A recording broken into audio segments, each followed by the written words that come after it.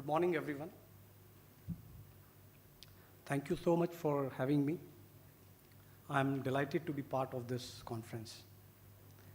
And I'm sorry for my bad throat. Not very long ago, I still remember the date, 16th of April. This was an afternoon around 2:15 p.m. One of my first cousins, he met with an accident, and my family took him to nearest hospital, and doctor diagnosed him as a case of head injury because he has a big lump on left parietal area, and there was bleeding from ear and nose. He said that, look, I'm a physician, and I cannot treat this patient. You better go to a surgical center. And my family immediately took him to a surgical center. Surgeon visited him, and he also said that, I want to get a CT scan done. I want to know the magnitude of the problem. Then we shifted him back to a diagnostic center, got a CT scan done, and again we went to a surgical center. By that time it was 8 p.m., more than 6 hours were gone. And doctor said that this patient needs neurosurgical intervention, and I cannot manage this patient in this town because we don't have any neurosurgeon in the city. And better you take him to PGI Chandigarh. And PGI Chandigarh is 3 hours journey from that city. And we started for PGI Chandigarh. After an hour or so, on the way, my cousin passed away. That was an unfortunate event for the family. Had there been a facility in that town where my cousin could get immediate attention in emergency, a CT scan machine in the same hospital premises, a radiologist to report, a neurosurgeon to operate upon, a modular OT facility to perform the procedure, and ICU services to take care of him in post-operative period, we could have saved him. And we could save many lives like this. This is not the story of one town, that town. There are 718 district towns in India, and I'm sure more than 600 towns are deprived of all these facilities. What exactly we need in these cities? What is required? Because these cities are catered by specialist doctors, surgeon, physician, gynecologist, orthopedician, pediatrician. But there are few super specialties where time is of a great importance. Neurosurgery is one that branch. And second one is cardiology. Whenever somebody is having heart attack, we have to have plasty or some other procedure needed in that patient. And third one is medical emergencies, where we can take care of patients of poisoning, snake bite, respiratory failure in ICU. So we need all these super specialty in these towns. And that's what exactly we have been doing in these towns.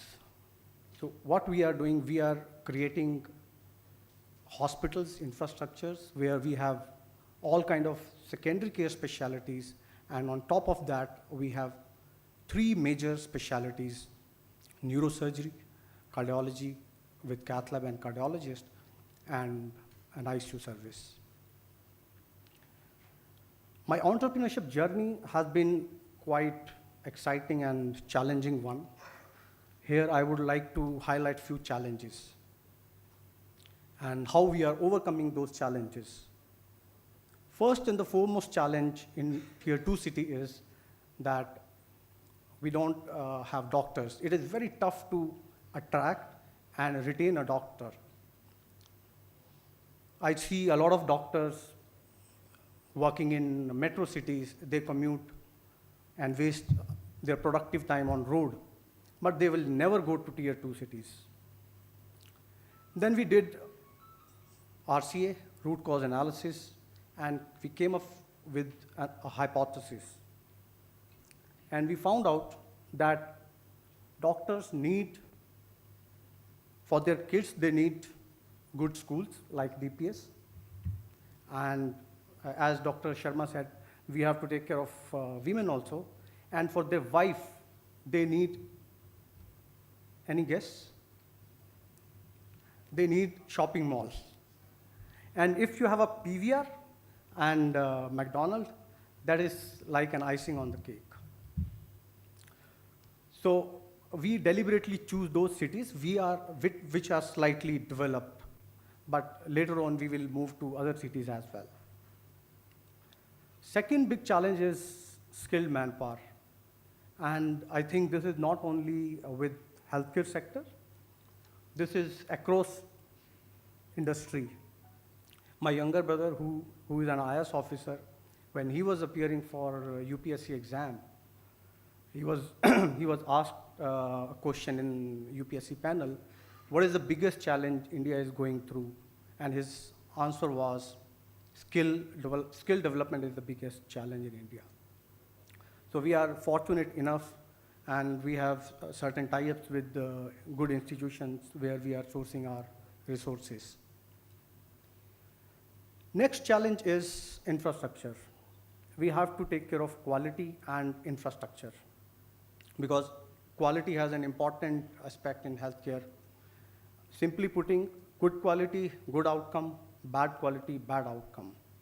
So if you have to have NABH or QAI accreditation, you should have good quality and infrastructure. Whenever we start business, big business, we need funding also. I have a lot of investors friends, but when it comes to investing, they only believe in two things.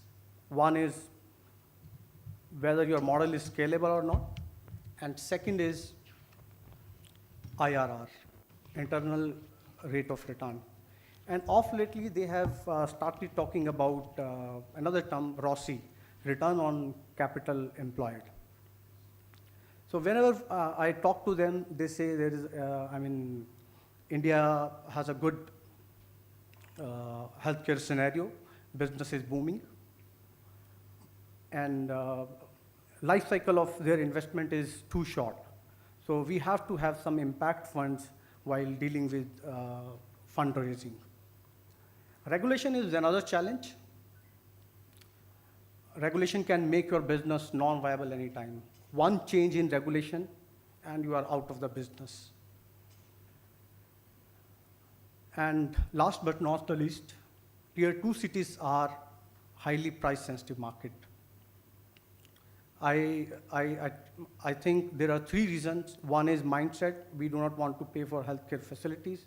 Second is non-affordability, and third one is low penetration of insurance.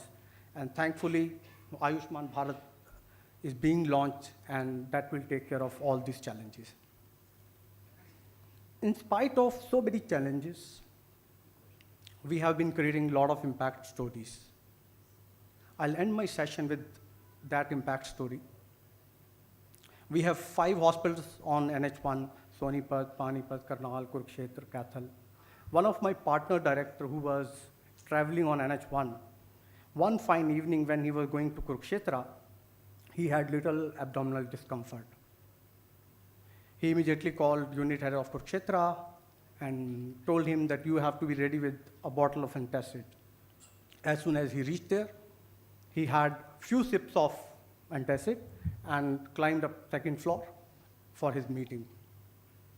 Say after 10-15 minutes, he had one bout of vomiting, and next moment he was lying on the floor, collapsed. We immediately resuscitated him. ECG was done, and we found out that he is suffering from big heart attack. We are the only cath lab in the city, and cardiologist immediately placed a stent. He was revived, and after 3 days, he walked back normally. So I urge each one of you Let's create more impact stories together. Thank you very much.